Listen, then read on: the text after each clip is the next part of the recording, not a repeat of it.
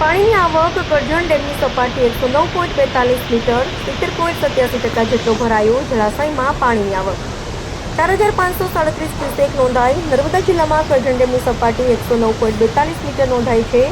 115.25 મીટરનું rule level જાળવી રાખવા માટે બે દરવાજાઓ 0.20 મીટરની સપાટીથી ખુલ્લા રાખવામાં આવ્યા છે.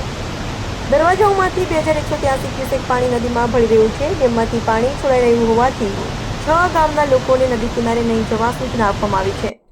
દેડિયાપાડા અને સાગબારામાં વરસાદના પગલે કરજણ ડેમના જળાશયમાં નવા નીર આવી રહ્યા છે.